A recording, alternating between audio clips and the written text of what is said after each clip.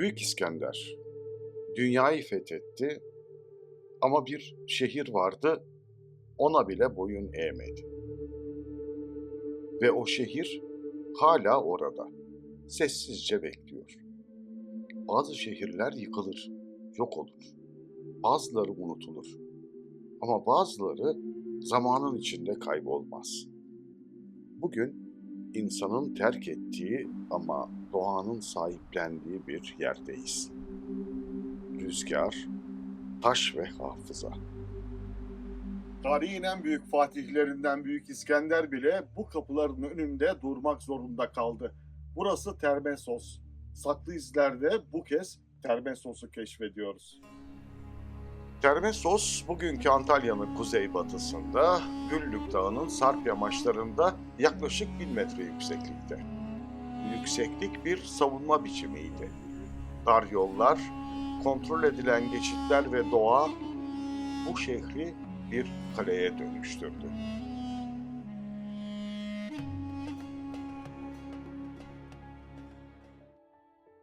Termessos yaklaşık M.Ö. 7. yüzyılda kuruldu. Bu Sarp dağlarda yaşayan halk Solimlerdi. Kökenleri Anadolu'nun en eski kültürlerine uzanır. Bu şehir Yunan'dan da eskiydi, Roma'dan da.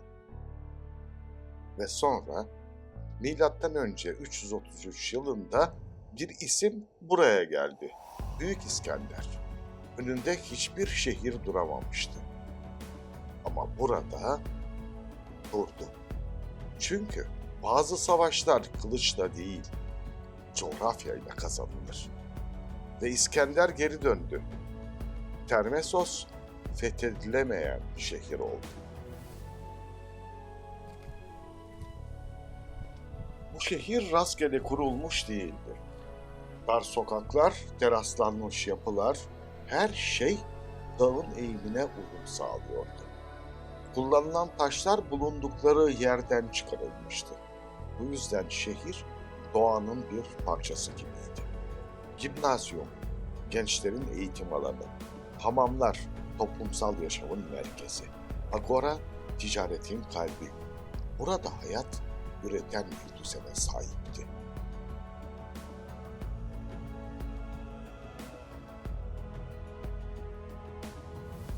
Bu düzenin arkasında güçlü bir yönetim vardı. Boleterion, yani meclis binası. Burada kararlar alınır, tartışılırdı. Bu yapı şunu gösterir. Termessos örgütlü bir toplumdu ve bu yapı Roma döneminde bile varlığını sürdürdü. Termessos antik kentinin tiyatro girişindeyiz. Aslında etrafa baktığınızda sanki çok sıradan bir yermiş gibi gözüküyor. Fakat birazdan tiyatronun içine göreceğiz ve gördüklerimizi sizinle paylaşacağız.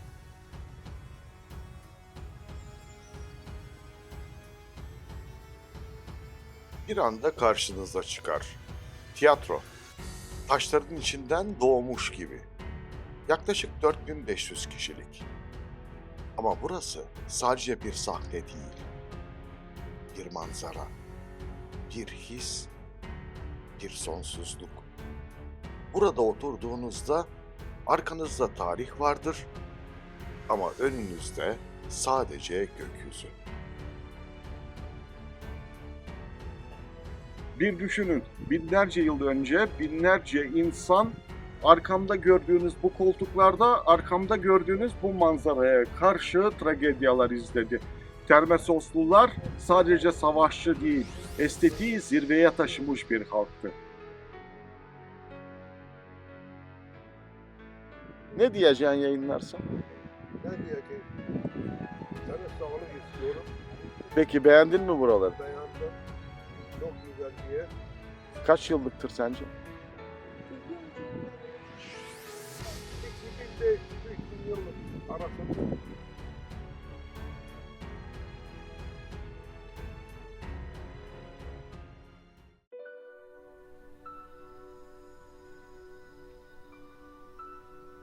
Bir şehir susuz yaşayamaz.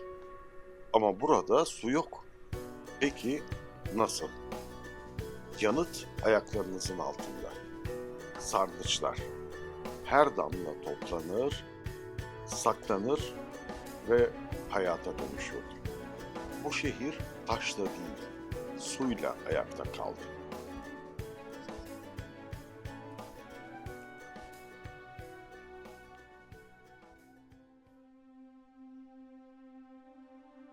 Bu şehrin en güçlü hikayesi ise bir adama ait. Alketas. İskender'in ölümünden sonra dünya karıştı. Komutanlar birbirine düştü. Alketas kaçıyordu ve buraya sığındı. Ama düşman peşindeydi. Elçiler geldi, onu teslim edin dediler. Şehir ikiye bölündü. Yaşlılar korktu, gençler direndi ve karar verildi. Alketas teslim edilmeyecekti. Ama o bir şeyi anladı. Bu şehir onun yüzünden yok olabilirdi. Ve o gece yaşamına son verdi. Onu koruyanları kurtarmak için. Bugün bu mezar sadece bir anıt değil, bir sadakatin kanıtıdır.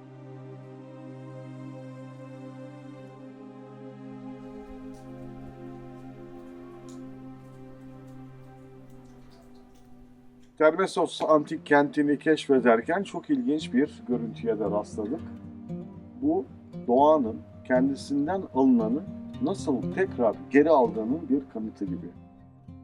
Bazen en güçlü hikayeler sessizdir. Bir ağaç ve bir kaya. Taş geçmiş, ağaç yaşam. Ve burada yaşam kazanır. Yavaşça, sabırla. Belki de güç sert olmakta değil, direnmektedir.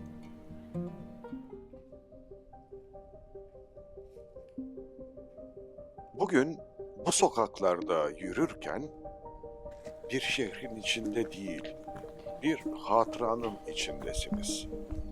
Termessos, hissedilmeyi bekleyen bir yer. Ve belki de en büyük sırrı şu: bazı şehirler yok olmaz, doğru zamanı bekler.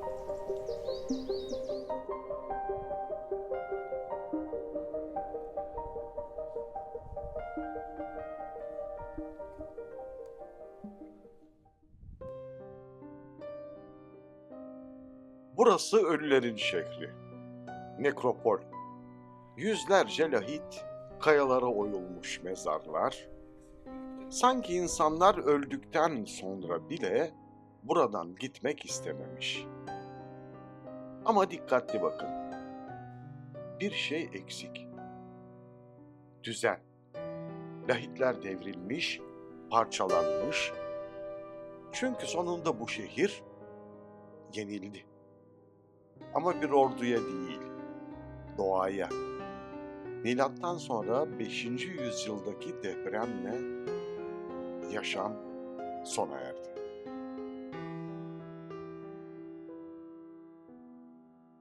Zaman her şeyi değiştirse de bu taşlara kazılan hikayeler hala fısıldamaya devam ediyor. Yenilmeyen bir kentin sessiz sakinleri burada uyuyor. Saklı izlerde bir başka keşfedilmemiş hikayede buluşmak üzere, hoşça kalın.